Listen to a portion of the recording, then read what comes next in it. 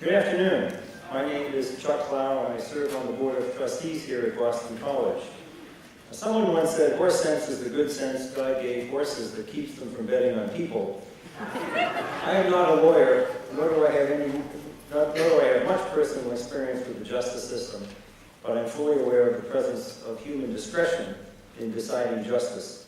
It's my pleasure to introduce Lincoln Kaplan, who will moderate our second panel, Deciding Justice: What Makes a Decision a Good Decision? There are, of course, many openings to this question. From a purely common sense view, a decision is good because it has a good outcome. And a good outcome is one that brings fairness and equity to the resolution of a dispute. Yet, even apart from the multiple factors that condition whether an outcome is considered fair and equitable, there are other questions that need to be considered. One important question is whether the bottom line outcome is really the only lens through which to evaluate a decision. The conversation here will be heading at least partly in that direction under the guidance of our moderator. A Harvard University alumnus, a Knight senior journalist at Yale Law School, Lincoln Kaplan is the author of 5 books, including Up Against the Law, Affirmative Action, and the Supreme Court, and An Open Adoption. He has been a staff writer with The New Yorker and was editor and president of Legal Affairs magazine. He has received several accolades, such as the Guggenheim Fellowship, White House Fellowship, and Silver Gavel Award from the American Bar Association. He is currently a visiting fellow at Yale's Whitney Humanities Center. I am pleased to present to you Lincoln Kaplan.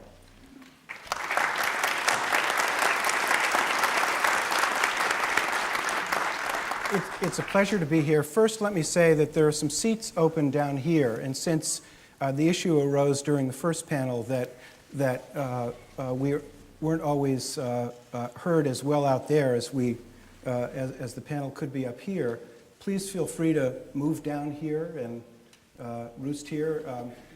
I can't guarantee that your question will be answered simply because you moved down here, but you will be able to hear. I'm going to introduce our panel alphabetically, and I'm also going to try to strike an informal note, which Judge Posner's presence on the first panel prevented Jeff Rosen from doing, which is to say I'm going to refer to our panelists during our conversation by their first names. Akhil Reed Amar is a professor of law at Yale Law School, where he teaches undergraduates as well as law students. Because Judge Posner framed the institution we're talking about as a political court, it seems to me responsible to try to locate each member of our panel on the conservative liberal spectrum. Unfortunately, with Akhil, that's particularly difficult to do. He's elusive when it comes to pigeonholing. The New York Times described him as a liberal originalist. The New Republic described him as a radical Democrat. He has sometimes described himself as a constitutional textualist, but on the way up today, he reminded me that that's just one way that he approaches his work. But in any case, I know him as a colleague to be an unusually dedicated scholar, teacher, and explainer of the court and Constitution. I'm delighted to be doing this with him today. Marcy Hamilton is a professor of law at Cardozo Law School in New York, and she too is an expert on constitutional law.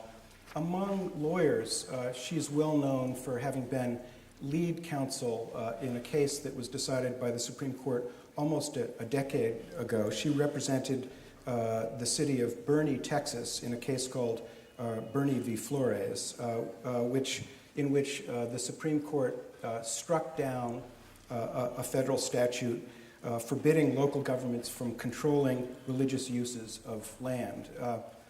I note for our discussion as a matter of serendipity that that case was decided by a 6-3 vote, and the dissenters included Justice Stephen Breyer, Justice Sandra Day O'Connor, and Justice David Souter. And it happens that Akhil clerked for Justice Breyer when he was a judge on the First Circuit here in Boston, and Marcy clerked for Justice O'Connor. And Mary Rose, let me say one more thing, the location.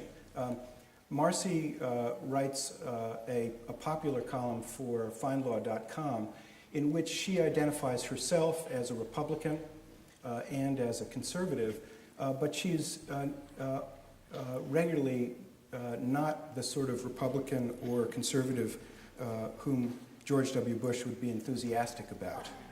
Or Rick Santorum. Or Rick Santorum, Marcy says. Mary Rose Papandrea is at home. She is an assistant professor of law here at the Boston College Law School. She is, because of her youth, the Souter-like member of our panel when it comes to locating her on the conservative liberal spectrum, less of a paper trail. But I think it's safe to say from the respected writings of hers that I've read online that in this company she can be described as a liberal, certainly one who believes that, I guess we lost my mic, who believes that the government should disclose important kinds of information to citizens. And also for our purposes, it's important to point out that Mary Rose clerked not just for Justice Souter on the Supreme Court, but clerked for a judge on the federal trial court and also on the federal appeals court. And I'd like to start there in our questioning. Okay. The question is whether where you stand depends on where you sit. Okay. The question is whether where you stand depends on where you sit. Whether for each of the judges for whom you clerked, the role that they have in the federal system helps you understand the answer they would give to the question that we're assessing today, which is deciding justice, what makes a decision a good decision. Well, I would hate to speak for either Judge Kodal or Judge Ginsburg, but my view as having served as a clerk on those courts is that when I hear the question, what makes a good decision, if I think of it from terms of a trial court judge, you really want to get some good guidance on where to go. When I clerked for Judge Kodal, he was in his second year on the bench in the Southern District of New York, and he was petrified, absolutely petrified, out of his mind, that he was going to get reversed. And so we tried always to find some precedent for him that he could latch onto. I think that for a district court judge, opinions that don't have a clear answer or give clear guidance, for example, the worst of the worst would be a plurality opinion, where there is no decision from the court. We cannot say with certainty they've actually resolved an issue. And so the judge is left to decide, well, do I follow the 4 votes or maybe 3 votes of a plurality opinion? Do I take into consideration that the composition of the court has changed since that decision was rendered? How do I go about deciding what to do in this case? So I think, especially from a trial court's perspective, heavily splintered opinions when there is not a clear majority or any clear guidance would be the absolute worst. From the Court of Appeals point of view, I think it's somewhat similar. Of course, they have the same kind of concerns of getting some guidance on where to go. One of the things they'd like to know with certainty is if a case gets remanded back down, sort of on a practical case-by-case basis, to know for certain, well, what direction should we go in? So, very often the court will conclude, please go forward consistent with what we've said in this opinion. And that's not always entirely clear what that means. And so I think, looking at it from the perspective of those from the lower court judges, I think having some clear guidance would be one of the things they would look for most in an opinion. Akhil, do you want to chime in or let me go on my merry way? I didn't want to interrupt your flow. The Supreme Court, interestingly, has said that being reversed is not always the bad thing that you might think. Now, it's generally not a good thing. There's a graduate of the Yale Law School who sits on the Ninth Circuit. I'll tell you his name later on, if you like, who was reversed, I think, 5 times unanimously in a single term by the United States Supreme Court. This is not good. But there is a little a corner of doctrine in which the Supreme Court has said, I think they said it, Judge, to the Seventh Circuit, if memory serves. It was in a per curiam early in the Chief Justice Roberts' first term, where they said to the Seventh Circuit, we reverse you, and well done. Because there was a case that the Supreme Court had decided at time T1, and it said a certain thing. There were indications that the Supreme Court now would think rather differently. But the Supreme Court actually has told lower courts, please do not anticipate an overruling of the decision by us. That's not your job. We and only we reserve the right to actually formally overrule the case. So the Seventh Circuit actually said, well, here's this case before us. The Supreme Court has definitively ruled on the topic. They said this, and they said some other things subsequently that make us think that they probably would want to have a different view today, and so they teed the issue up very well. But the Supreme Court has also told us not to jump the gun, so we follow that case, and if they want to change their minds, it's up to them. And the Supreme Court, in fact, in this case, did change their mind and said, we reversed the Seventh Circuit, and nicely done. I think maybe the audience might be interested in the fact that actually the Court of Appeals judges are far closer to the Supreme Court judges in unlikelihood of being reversed. Of course, the Supreme Court justices only reverse themselves and hardly ever do that. But the Court of Appeals judges, only 80 out of 8,000 petitions a year are granted at the Supreme Court. So it's far more likely as a Court of Appeals judge that you're going to be able to stick with whatever wayward opinion you might have. What's happened with the Ninth Circuit is it's become the most highly reversed circuit in the country, and so some of those judges have basically thrown up their hands and said, the Supreme Court's really far away. It's on the other side of the country. They're almost always wrong, even when they reverse me. And therefore, they're doing what they want. But what that's done is it's sensitized the court so that when Ninth Circuit cases come up on appeal for cert, they're more likely to look more closely at them. And if they're in the mood to correct someone, it's the Ninth Circuit they're usually in the mood to correct. I don't think that's true. It is. I know you clerk too. I don't remember circling, it's the Ninth Circuit. Therefore, it's, however the case, they just happen to tend to be on the edge a little bit more, so they're more likely to rouse our attention. But I don't remember ever sitting there as a clerk and thinking, the Ninth Circuit, therefore it wasn't given sort of special review. I just think they happen to take more controversial positions that more often will lead to. I don't know about that. I think in some chambers, actually. Yeah. So Tony Kennedy was on the Ninth Circuit. He knows who these people are. And it might not be Ninth Circuit, but it might actually be, okay, I'll tell you. It's Steve Reinhardt. Yes. Okay? And there you go. His portrait is hanging in the Yale Law School. And he has said, I think even publicly, Judge Posner, they can't reverse me every time. That's right. But I do not think that and maybe he's right from a God's eye perspective, and the Supreme Court is wrong, but I think that's insensitive to a role definition. Yeah. He's a judge on an inferior court rather than the Supreme Court. Just as I think, and Marcy, I'm sorry to jumped in because I want to, so there within courts there are different jobs that the Supreme Court functions and serves and a lower court, and a lower court job is to be a faithful lieutenant to the Supreme Court and not simply to decide everything on its own.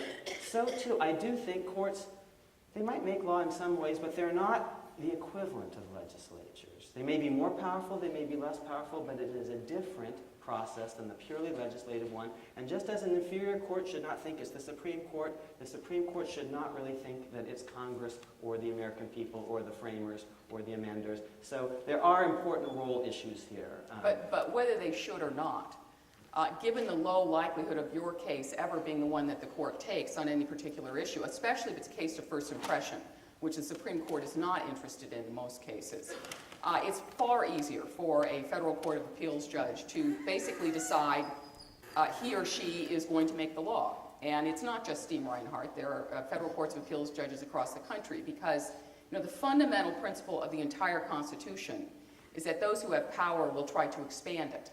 And so if you're a federal court of appeals judge, it's not unnatural that you would be inclined to expand your power to close to the Supreme Court's level. And because of the system, we no longer have mandatory review at the Supreme Court of the Courts of Appeals. The Supreme Court chooses all of its docket. And when they're down to 75, 80 cases out of all those decided in the country, Courts of Appeals are often the final word, and it's a lot of power. I'm going to interrupt here. That was designed to be a warm-up question. We have no and opinions. It wasn't a bad start. I'd like to ask the panel to focus on outcomes, which my introducer mentioned. In the last generation, observers of the court across the spectrum from conservatives to liberals have increasingly focused on outcome as the measure of whether a decision is a good one or a bad one, and not outcome in terms of horse sense or fairness, but on the high policy cases, the ones that tend to get our attention, outcome measured in some political sense. If you're in support of the Bush administration's approach to the war on terror, you thought the Hamdan decision was not a good decision. If you favor affirmative action, then you thought that the court's ruling in the Grutter case, upholding the Michigan Law School's program of affirmative action, was a good decision. What is it about the court today that makes for this focus on outcome as the test of goodness? I'm seeing a nod down there, so why don't you pitch in? Someone said, if one of the other speakers from the panel said, if I answer every question first, she's going to give me $20. So I don't want to dominate the panel. Well, if I get a cut, then I can make that happen. All right, so let's keep it going. I'm number 2. I think it's because there's been an increased polarization just among the American people and the perception that the court is getting involved in political decisions ever since Brown versus Board of Ed. I mean, I take that as the starting point.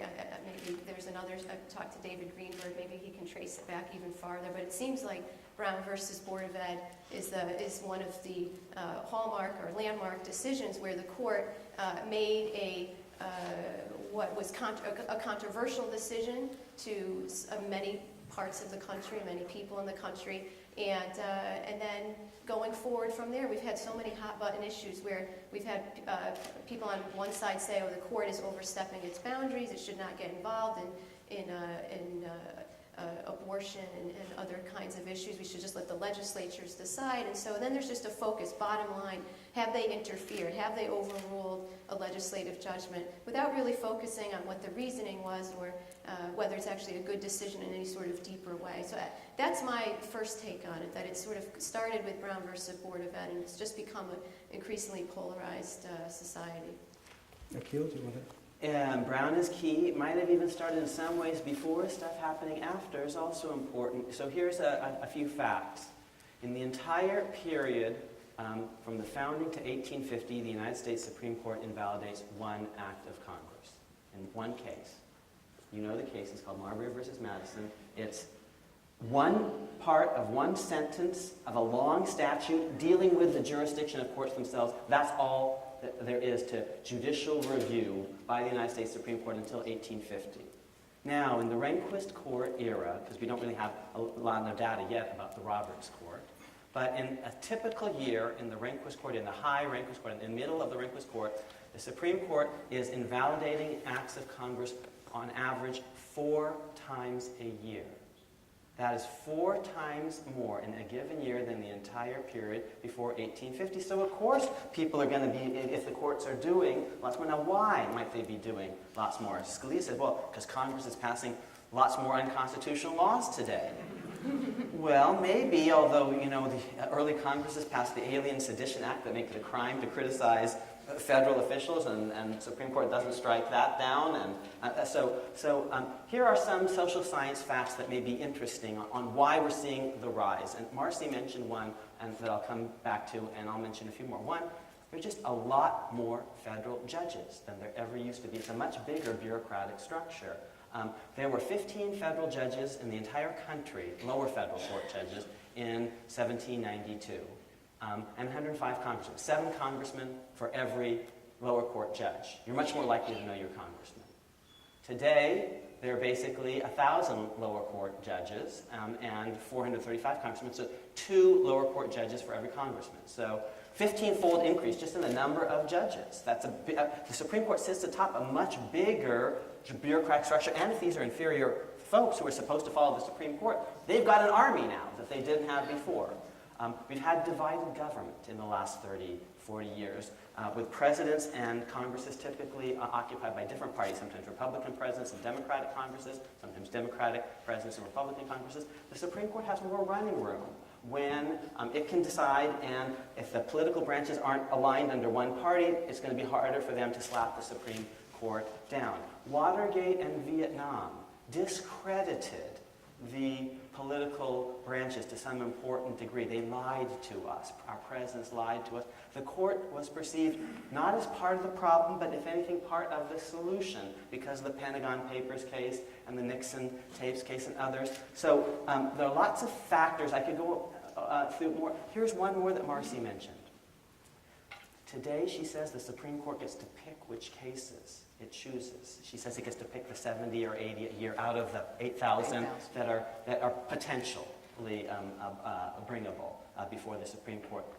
That is a pure legislative power, the power to define one's agenda. It's a power that John Marshall did not have on his court. And when they're deciding what case to take, there really is almost no law to apply. That's a much more purely legislative judgment. So here is where Judge Posner's characterization of courts as very quasi-legislative, as I say, extremely forceful. And when courts get to decide their own agenda, or the Supreme Court at least, maybe it starts to think of itself differently and acts differently. So that was before Brown. Some of these other things are after Brown. It's part of a long-term process. You know, I would actually look at it as well from the perspective of Congress. At the time, 50 years into the country, we didn't have nearly the number of laws that we have now.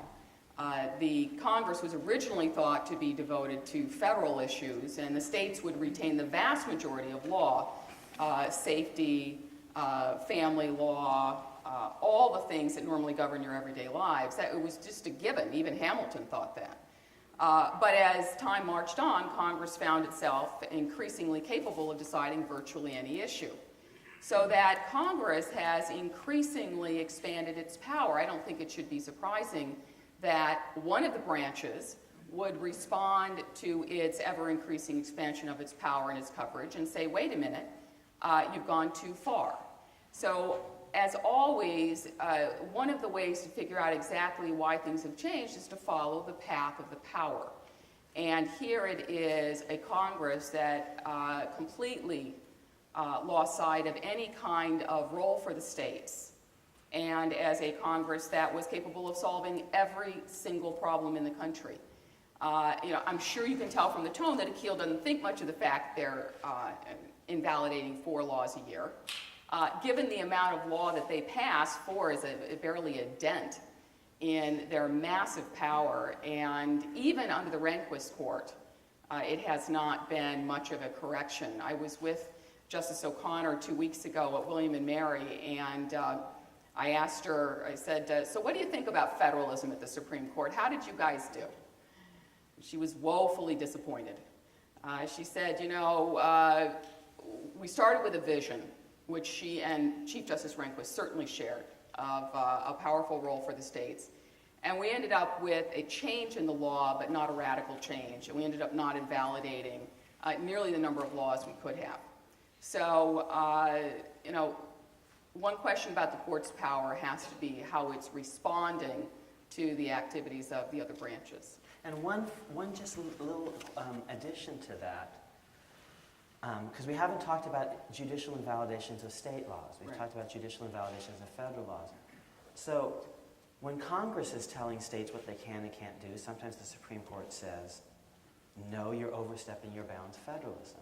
This doesn't seem to stop the Supreme Court all the time from telling states what they can and can't do. And sometimes federalism doesn't come up quite so much in that conversation. And so the Supreme Court has struck down all sorts of state laws, and Justice O'Connor has been every bit as willing as the rest of them to join in on some of those. And actually, from a certain perspective, the states are more represented in some ways in Congress than they are on the Supreme Court. So federalism sometimes gets used against Congress, but the Supreme Court sometimes doesn't restrain itself vis-a-vis the states. Well, I think that's part of her disappointment, and she wasn't really willing to take the position on, for example, preemption. And preemption is exactly where the states often lose out to the federal government. But since you started at a point where I thought maybe I'd just tell a short story about the politicization of the court and why it's so divisive, one of the reasons it's so divisive. And when I started with Justice O'Connor, the year before was the Webster decision, which was the big decision where they might have invalidated Roe v. Wade. And the year I was clerking, we started with 3 cases on the docket. Each one of them individually could have raised the question of whether Roe v. Wade was good law. Lucky for me, they all settled. But except one was not so hard to decide. But the reason I bring it up is because as you walked into the courthouse in that era, there were bags of mail outside Justice O'Connor's office. Thousands of letters telling her how to vote on Roe v. Wade. In support, horrible letters berating her in opposition. And so part of the politicization, obviously, is coming from the public's view of what the court ought to do. And I think it's interesting. I was shocked that the public thought that she was an appropriate entity to be mailing, but they did. And it resulted in tens of thousands of letters eventually. So. Yeah, I was going to say a similar sort of thing. It seems like perhaps Brown versus Board, maybe slightly before, but that the court has now been seen as part of the political process, that it's now the last, I mean, it always should have been, but it's become, since Brown, more part of the political process. It is something that people keep in mind from the very beginning when they're starting to draft legislation. Opponents to the legislation may be thinking of where this is going to end up in the court and how they're going to frame their case in court. And actually, Marshall, who of course led the case, the Brown versus Board of Education case, had a series of cases in the Supreme Court prior to Brown versus Board of Ed to sort of prep the nation for the greater revolution that Brown versus Board of Ed brought. So we see that, I think right now there's part of that with the gay rights movement. The Lawrence v. Texas case is part of a attempt to bring the issue to the court rather than just waiting to see what happens in the political process. So it's become very much part of the political process. And I think whenever something, and this is just my cynicism about the political process, things seem to get too simplified. And so when the public is looking at a participant in the public process, they just want to know the bottom line. And it's a little hard for them to really comprehend. And this is, I sound so elitist and it's terrible, condescending. But I think it's harder once the public is getting involved in the conversation. It can be a little harder to understand the nuances of legal theory and so on. And then it's much easier to focus on the bottom line of what they did. Akhil, I'd like you to address a related issue. One of the interesting developments of the last decade is that liberals as well as conservatives have been calling for judicial restraint. My question is, with liberals like Cass Sunstein and conservatives like the new Chief Justice touting the virtues of judicial restraint, can we all agree that any decision that's restrained is by definition a good one? Thanks. I promise I'll answer that, but I don't want to cost Mary Rose $20. So. I know. That's it. She's got a thought on that first. And there goes your share link. Sorry about that. Do you have a thought on this before No, I... please go. I do have thoughts, but I'll leave. Let's stipulate that Mary Rose answered first. This is what lawyers do. Judicial restraint. If one idea is what a judge should do, what would a good decision be? Judicial restraint has become a label for what a bad decision would be, something that lacks judicial restraint. So a good one would be something that is marked by judicial restraint. I want to suggest that the term is slightly unhelpful because we need to qualify it. Restraint compared to what? There are at least 5 or 6 things that we could mean, and the problem is they're actually mutually contradictory sometimes. They pull in different directions. We've been talking about one, restraint vis-a-vis the legislature, in particular Congress. So on this measure, restraint would be not invalidating what Congress has done. By another measure, so then you have a very unrestrained court today. By another measure, it's restraint vis-a-vis the Constitution itself. And so that judge would say, well, if the legislature really has violated the Constitution, my job is actually to invalidate what the legislature has done, to stand up to the Constitution, let's say the text and original understanding, this originalist might say, but that's a different vision of judicial restraint. And so sometimes if Congress has passed, let's just imagine, a clearly unconstitutional law, you can either side with Congress, that's one version of judicial restraint, or you can side with the Constitution, that's the other version, but you can't quite, but Rabbi, they can't both be right. You're right too. Here's another vision of judicial restraint. Restraint vis-a-vis the previously decided cases of the Supreme Court. A restraint, this is what a precedent person might say. It was different than an originalist who thinks that we should just look at the original Constitution, or someone who believes in just deferring to the legislature. Sometimes the precedents, let's take Brown versus Board of Education. The precedent seemed to say, Plessy versus Ferguson was still on the book, separate could be equal. But the Constitution really said equal. Now, what are you going to go with? What the Constitution says, equal, because Jim Crow wasn't equal, or the precedent which said, well, it isn't, but we'll wink at it. The Plessy looked one way, the precedent.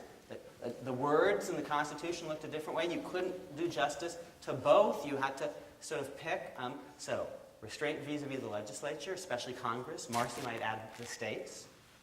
Restraint vis-a-vis the original understanding of the Constitution and its text and structure, restraint vis-a-vis the precedent. There are several others.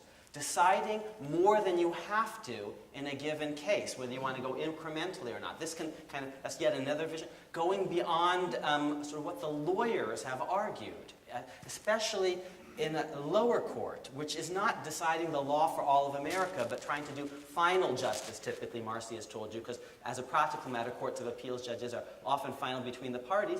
You want to make sure maybe that the lawyer, that you've carefully responded to what the lawyers before you have said. Here's yet one final idea, a certain idea of political restraint, so that the opinions don't track partisan, legislative, political party lines, that they cut across those, because legal reasoning is a little different than political reasoning, even if it's not completely formulaic.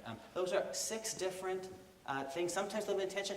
One case that I think actually flunked several of those tests, frankly, was Bush versus Gore, in which I think the Constitution envisioned that this would be given to Congress and the states. It was, I think, unprecedented. The court had never done this before. The court said, don't try this at home. Lower federal courts, we're not going to follow this quite in the future. It's snatching something from Congress. Judge Posner has written an opinion about how, well, maybe actually it was pragmatically justified because Florida was divided, and the Florida courts were divided, and the Florida legislature, and the Congress was divided, and the House and the Senate were divided, and the country was divided. And I might say, yes, if the court had come in and made everything up, but had done so unanimously, rather than the court being divided and by a partisan line, then maybe the pragmatic argument would have been present. But I think they actually flunked the partisan test of restraint there, too. It was unfortunate, not just that it was 5-4, but 5-4 with a certain line. Brown was unanimous, for example. So at least a whole bunch of different ideas of judicial restraint. Marcy, I'm going to ask you to get at those issues a different way. Is it ever possible for us to assess a Supreme Court decision on this standard of goodness without taking account of the role assumed for the Supreme Court in the system of American governance? Well, I think one way to judge the outcome is not just by the political voting box, right? I mean, that's unfortunately where we've evolved into at this point. But one way to look at the outcome is to, maybe this is going to get around your question, but is to look at the larger system of common law, right? I mean, in the United States, a case is decided by a judge, you know that issue is not gone. It will come back up, and if it wasn't a very good decision, it actually may well be modified, fixed, and in the future you'll have a better decision. Maybe it'll be fixed and it's a worse decision, but we always have movement. So the notion that outcome of one particular case is really a way to judge how good a decision is rather misleading, because we work in incremental additions and judgments of the law. But I think a very instructive case is the Miranda case. So first we have the court adopting Miranda, and conservatives are extremely unhappy, saying, how can you require that of the police, et cetera, et cetera. It then becomes absorbed by the culture, right? I mean, you know, your 6-year-old can give you your rights. So, which is true. So what happens is it now comes back, and Chief Justice Rehnquist has an opportunity to do what he has said he would like to do for years, which is get rid of Miranda, because it was an inappropriate exercise of judicial power with respect to local enforcement. And what does he do? He writes an opinion in which he says, you know what? It's in place, it's not so bad, it's not hurting anybody, and we all know what it is. So it stays. Right? That can only happen in a common law system where what you do is you reach a decision, then you test it. You reach it and you test it. And so even if Miranda was a bad decision on any criterion, the fact that it was able to work its way through the system and become basically non-offensive shows that you can make any decision work. Almost any decision can work. And you know, we end up with Brown v. Board of Education, which is, you know, for law professors, that's the mouth. That's one we always point to as the best decision that's ever been reached by the Supreme Court because of its courage and lots of other reasons. But it is an evolution from the decision that it is reversing. And over the course of time, as Mary Rose was saying, Brown wasn't out of the blue. There were smaller decisions before it that laid the groundwork very nicely for Brown to be decided. That is the incremental system. So should we even care if one particular decision is the perfect outcome? I'm not sure, just because of this possibility of correction. One way to hear that answer is that it's about outcome, but parsed a different way. Another is that it's about craft. It's about how the court reasons and the elements of reasoning that matter. Since we don't have time to take your whole course, Mary Rose, could you distill for us what elements of craft you think it's important for your students and this audience to understand as key for assessing whether a decision is a good one measured by craft? Measured by craft. Well, one thing I always look for is consistency, sort of internally within the opinion, that it makes sense, that it passes the laugh test. Also consistency with prior cases, unless they come out and admit we are making this is a change from where we've come before. But if they're pretending that they're not doing anything new, when in fact they are, I find that really irritating. So this goes beyond whether you like the particular, if you're not an originalist like Scalia, you could still appreciate if he is consistent. I think some people have now been getting upset with Justice Scalia because he doesn't seem always to be consistent with his opinions. You know, if you're going to take a theory, go for it, take it to its extreme, but don't adopt it in one case when it suits you and in another case when it doesn't.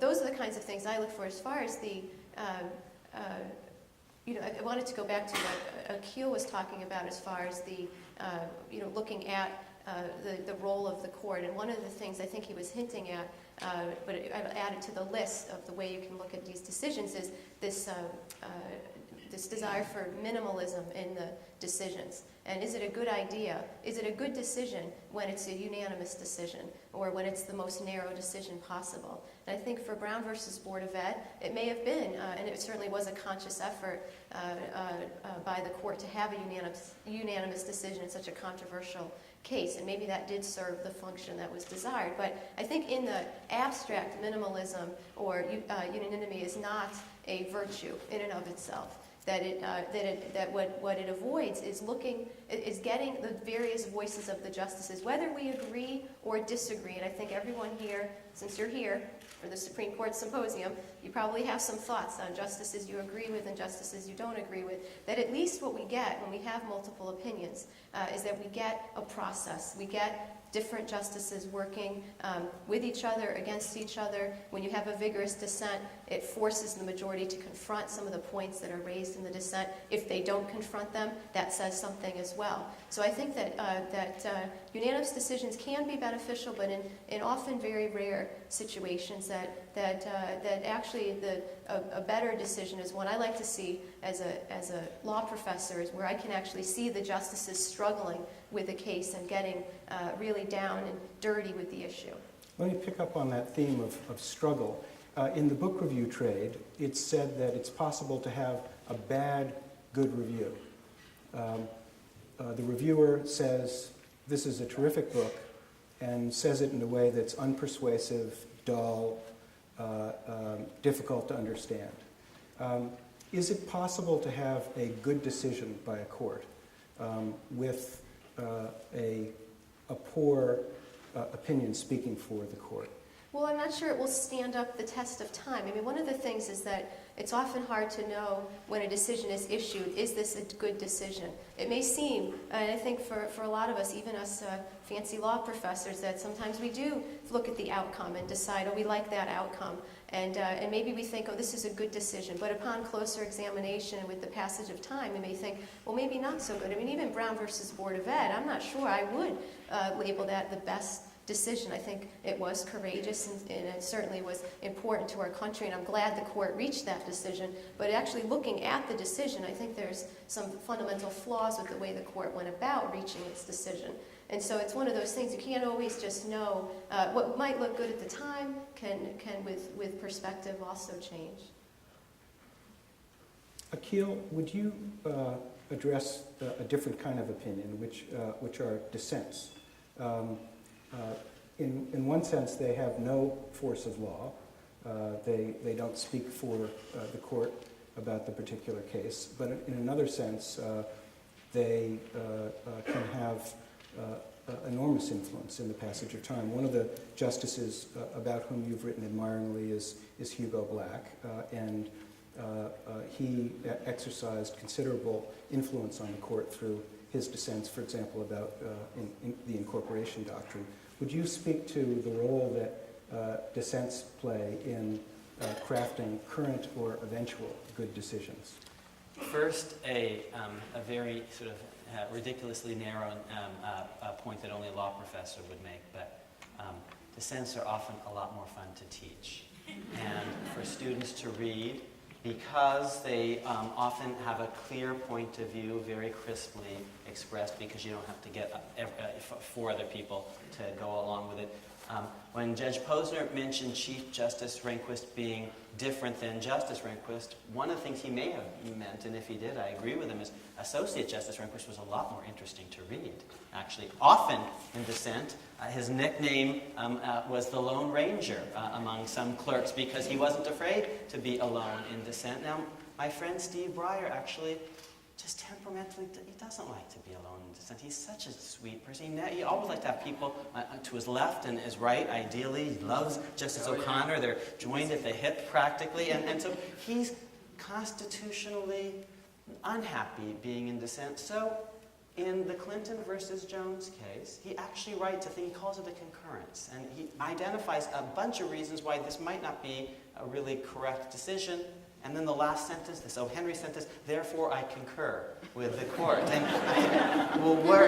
now, why did he do that? Partly because he was junior on the court, and he had a sense of maybe a humility, admirable. If all these smart people think something different, maybe I am wrong and I need to be careful, and I haven't been on the court that long. Partly because he doesn't like being in dissent even after many years. Partly because he might have thought, this is awkward for me because I was appointed by Clinton. It will look slightly partisan. It would be easier for me to make this dissent, be alone in dissent, if it were a president from a different party, say, from the one that had appointed me. So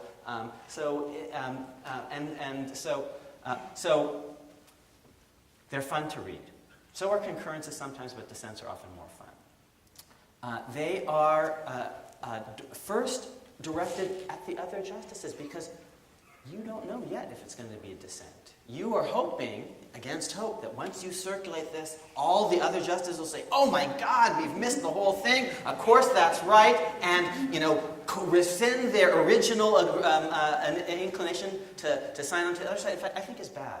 Justices today sometimes join a proposed majority opinion before the dissent has even circulated. I think this is unfortunate. I just wanted to add that sometimes Justice Kennedy tells you, maybe I'll join your dissent and then doesn't. But anyway, that's just for my Oh, clerkship he does years. that to everybody.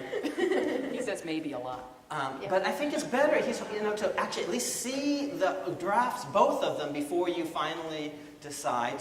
So one is hoping to actually persuade even the person who wrote the majority opinion. Oh, what a buffoon I was. Of course this is wrong. I want to join your dissent now. That doesn't happen so much, but sometimes it does. So it's an immediate appeal to them. It's an appeal to a larger public audience.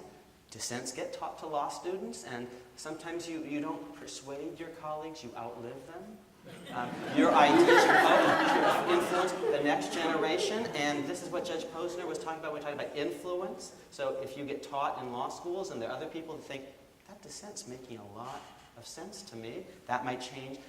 It is itself an exercise of free speech. Of a certain sort. It's an exemplification of the great American dissenting tradition. Many of the things that we cherish most about our Constitution began in dissent. The Bill of Rights comes about because people actually voted against the Constitution. They lost initially because it didn't have a Bill of Rights, but then they prevailed. People for many generations here in Boston and elsewhere thought slavery was a bad thing. They were dissenters originally, and then their time eventually came. So it's an appeal to history. It's an exemplification of free speech. Some classic dissents are themselves about freedom of speech, dissents of Holmes and Brandeis, and then these become majority opinions ultimately. So dissents are serving many, many different functions, and sometimes they become canonical. The most canonical, and the majority opinion becomes actually something that's not to be properly cited as precedent, but actually an embarrassment. The classic being Plessy versus Ferguson, where no justice today would cite Plessy with approval. Every justice today might want to say, I'm just like Justice John Marshall Harlan, who was alone in dissent. Some would say, and he said Constitution should be colorblind, and that's what I say. Others say he sided with the underdog and blacks, and that's what I'm doing. So you can read that dissent differently, but they struggle over the legacy of that dissent. And the audaciousness, the audacity, the arrogance of that dissent is really quite extraordinary. Let me just say it. And so this guy is alone in dissent. 8 people are on the other side, and he says to them, you're wrong. In fact, you're clearly wrong. In fact, you're as clearly wrong as it's possible to be. This case will be remembered just like Dred Scott. That's what he says. It's like Babe Ruth pointing to a spot up there in the stands and planting the next pitch there. And it turns out he was right. There's an arrogance of that. There wasn't humble, but history has vindicated. And Brown, you see, when we celebrate courts, well, why was Brown hard? You know, like when I say to my kids, what part of no didn't you understand? What part of equal don't you understand? Jim Crow was never equal. Brown was hard only because you had years and years, decades of practice because the court had said it was okay in Plessy versus Ferguson. So the court's on the right side maybe of Brown, but it was on the wrong side of Plessy. The court created the problem in the first place, and Harlan in the dissent actually says that, and it's interesting. And of course, the vast majority of individual dissents, of course, are in the dustbin of history. Nobody will remember them, and we will leave to history whether or not the many dissents by Justice Thomas, by himself, will be visionary or not. Now, just wait a minute. When Justice Rehnquist was a justice, he was the Lone Ranger, and his views were viewed as clinically insane. That anybody would think that states' rights was valuable, or that a whole host of issues, the free exercise clause, he was just wrong. He was wrong on everything. By the end of his tenure, if you're voting numbers, he was right about most everything he started out. So it's interesting. The mountain came to Muhammad. The mountain came to Muhammad because he brought it with him. And Rehnquist was quite prescient in that way. Thomas, it's another issue. But if you want to read moving dissents, read the dissents of Justice O'Connor in her last term. She was always very measured. It's just her personality. But she let loose, especially with her dissent in Kelo and her dissent in the medical marijuana case, in the Raich case. And she wrote in ways that you wish she had written for 20 years. There's a vigor.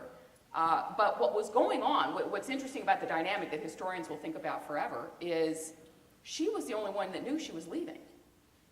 So she's writing these lively dissents. She's causing all this trouble. She's normally the easiest one to get along with in the building. And no one has any idea that she's retiring, including Chief Justice Rehnquist, who was her very best friend at the court. No one had any idea until 9 a.m. the morning that she retired. So there's a dynamic that she was somehow freed from the shackles of having to be true to her future cases, and was able to write, just what came out of her heart. So the great dissents, the moving dissents, are quite courageous, and I think that's definitely true in Plessy. But I also think that if you know you're leaving the bench, they could be a lot more fun to participate in. And before there was Rehnquist, there was Hugo Black. So Bill Yes. Rehnquist begins in dissent, and by the end he's actually in the middle of a conservative court, and sometimes not actually at the furthest extreme, and it's an extraordinary arc. Bill Brennan's arc is exactly the opposite. He begins actually right smack in the middle of the Warren Court majority. There's one term in 63 or 64 where I think he dissents in not a single case. And then by the end, he often becomes the great dissenter with Thurgood Marshall, for example, saying we will never, never, never, never, never agree with a death sentence because it's just wrong. Okay, and that history hasn't yet come around to that, but he begins in the majority, ends up often in dissent, or a magician somehow managing to cobble together 5 improbable votes and hold off the type. But before there was Rehnquist, there was this man named Hugo Black, who before Earl Warren is on the court, before Bill Brennan is on the court, is saying a whole bunch of things, often in dissent, that set the table for what will become the Warren Court, saying poor people who can't afford lawyers deserve state-appointed counsel. He says this in Betts versus Brady in 1943, and it finally becomes the law when Frankfurter leaves the court and he has 5 votes, and Gideon, and I'm looking over at Tony Lewis, who wrote the great book about Gideon. He says we should apply the Bill of Rights against the states. He says this initially in dissent, alone in dissent, or a little aside, a footnote in Betts, and then in a case called Adamson, and then the Warren Court does it, and that's the single biggest thing to happen in the 20th century. When you apply the Bill of Rights against the states, and now everyone on the court accepts it, but this began as just a dissenting except Justice idea. Thomas. He doesn't like that so much. Yeah, but he still applies it in 95% of the Unless it's the establishment clause. Yeah, but the everything establishment else, clause does not okay. apply to But everything else, lots of things that the Warren Court does. He's saying before broad protections of free expression. Before there is New York Times versus Sullivan, he's saying a bunch of these things. Bridges versus California, sometimes in dissent, sometimes in the majority. So the Warren Court agenda is really set by Hugo Lafayette Black, a guy, basically a country lawyer. I think he never goes to he goes straight from high school to law school, and it's 2 years of law school. And he defines what will be the agenda of the Warren Court, and he begins often these in dissents, just as Bill Rehnquist did. Right, exactly. Can I just say It's- one thing about Sure. Scalia? It was really fun. Whenever I think of dissents, I always think of something that Justice Scalia told the clerks my term, that whenever he has a dissent to write, he goes and gets a bottle of wine and has a drink. And I know I found that incredibly illuminating. Reading this. How much time do you have? Terrific. We would be delighted to take your questions, which is to say they would be delighted to take your questions. Are there a question here? Question, sir. Loud, real loud. Real loud. You hear that? I wonder if the other panelists would agree with what Professor Amar said, that Bush v. Gore was perhaps one of the worst opinions of the court, especially if you look at the result.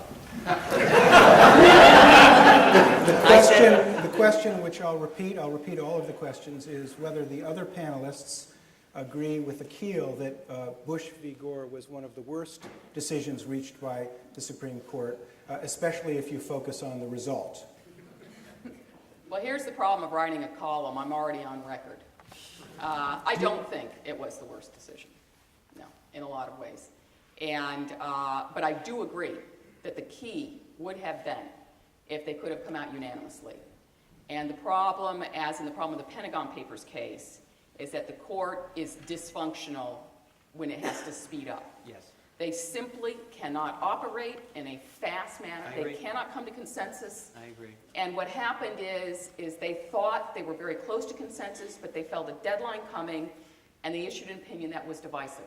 So the result of the opinion I, can hardly welcome. But I do admire the court for the focus it has now put on the inadequacy of voting systems everywhere in the country.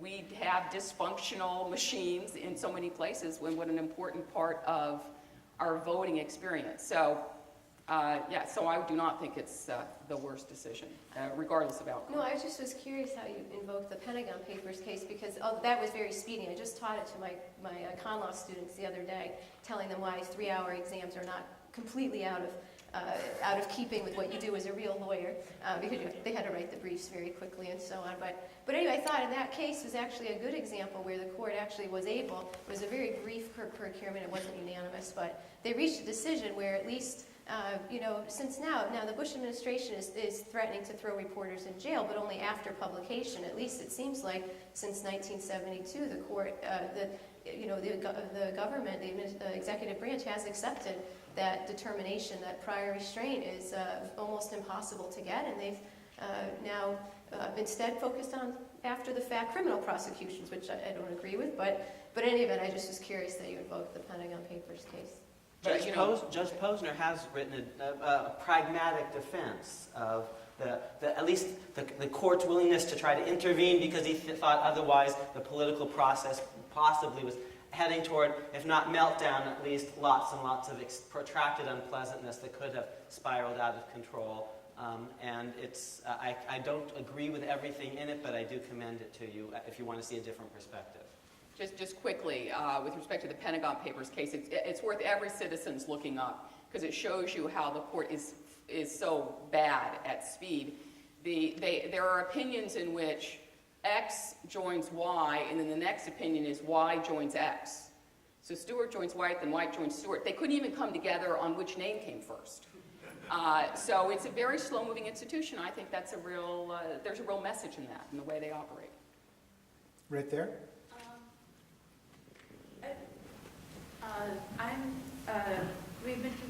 I'm kind of helping to bring this case together, and one of the issues we've been grappling with is with the decision, like how do you want to bring it, whether it fails or not, like how do you balance that?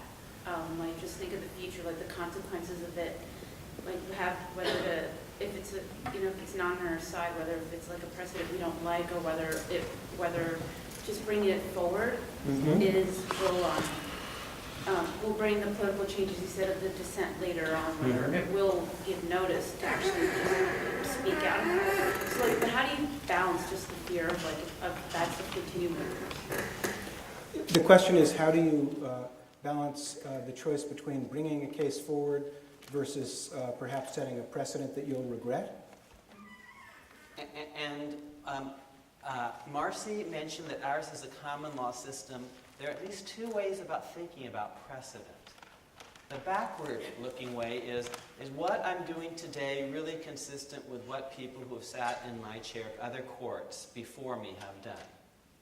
The forward-looking way of thinking about precedent is whatever rules I'm proposing today, am I willing to live by tomorrow? In a different case, it would involve different parties, Gore versus Bush rather than Bush versus Gore. Would I come up with the same rule if the parties were reversed, for example, or in some other context?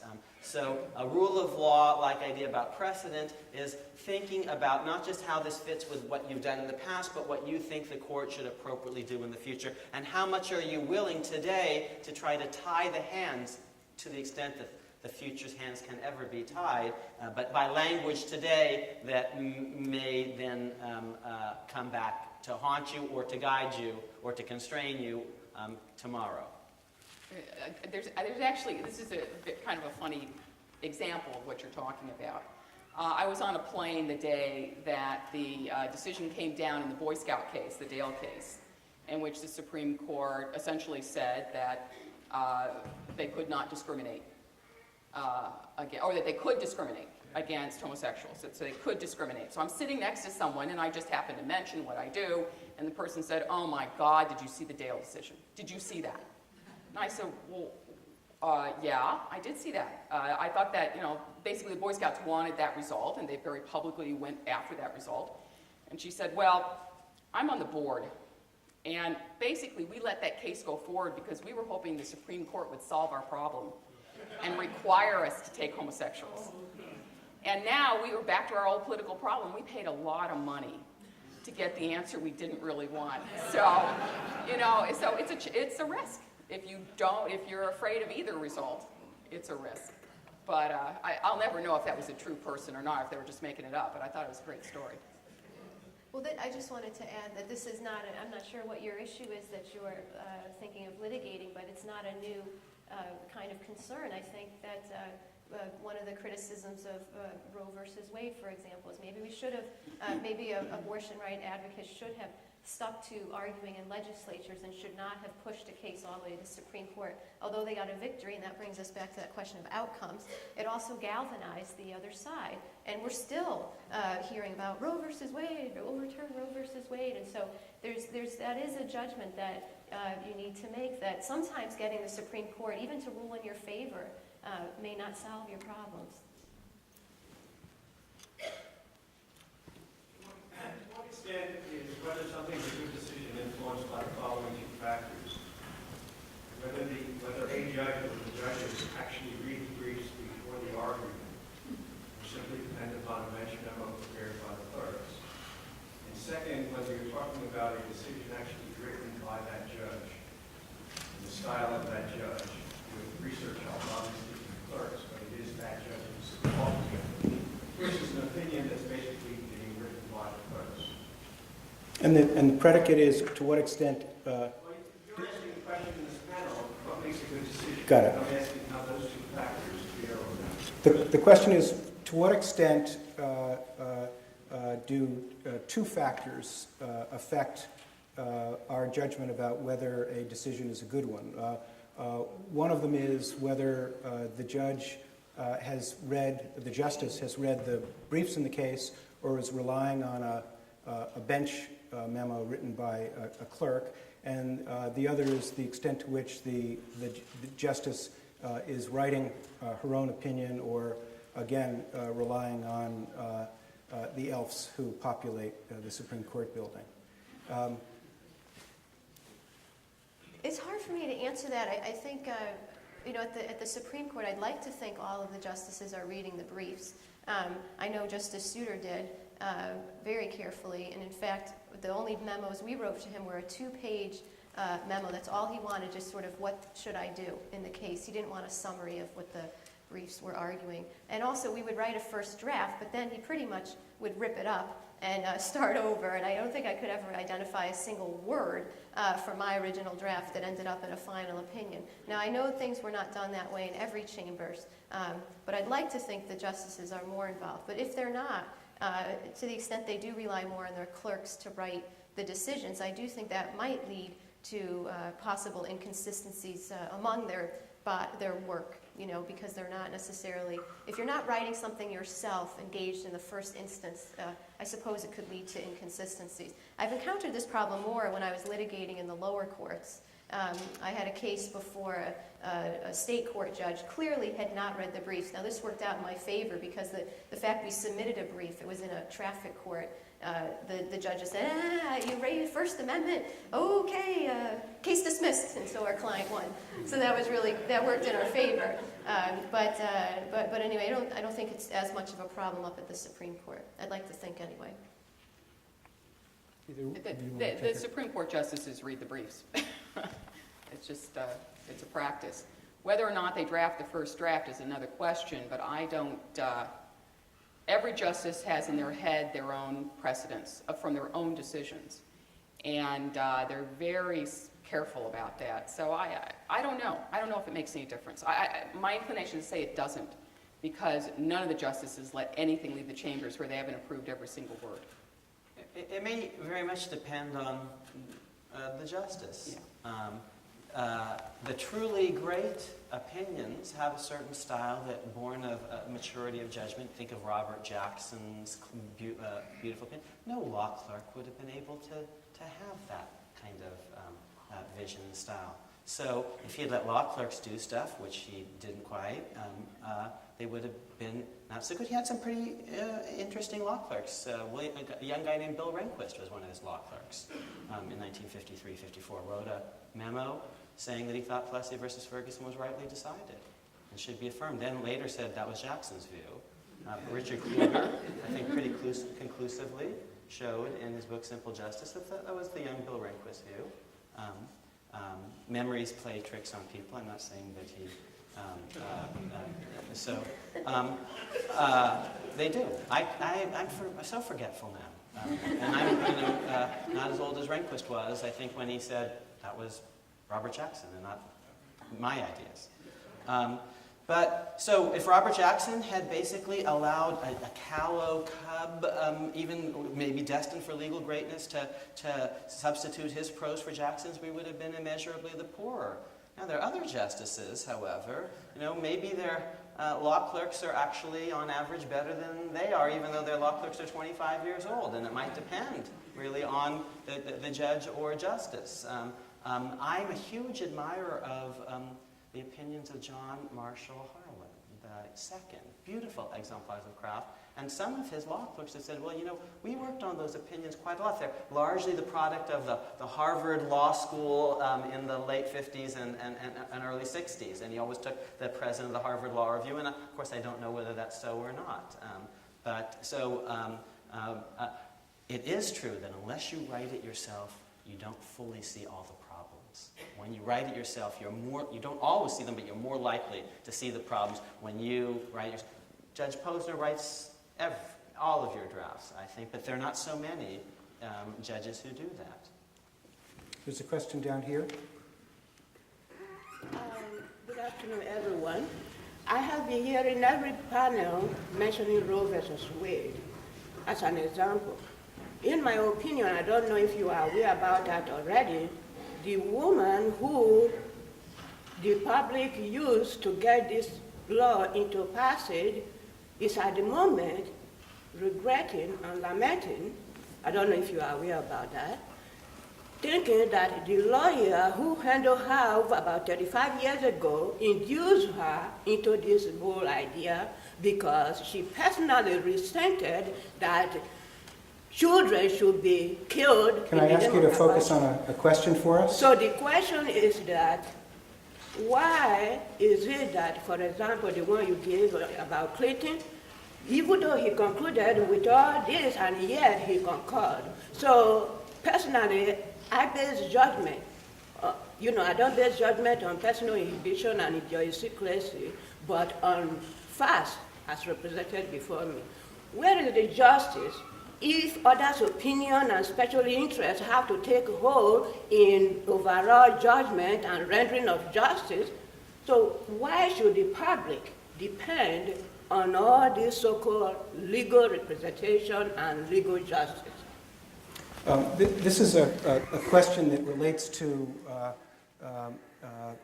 a debate that's going on in legal scholarship, which is called popular constitutionalism, and it posits that we should be rallying the public to challenge the elitism of the justices and the courts, and it proposes that the court's role in interpreting the Constitution be either curtailed or eliminated, and that through the political process, the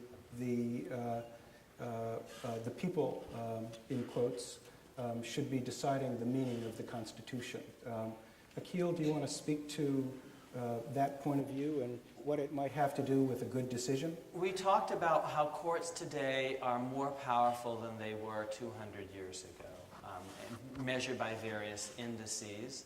And we talked about divided government and how there are a lot more courts Mary Rose worked for not one, not two, but 3 judges, but most of my students want to work for the judges, not work for their local congressperson.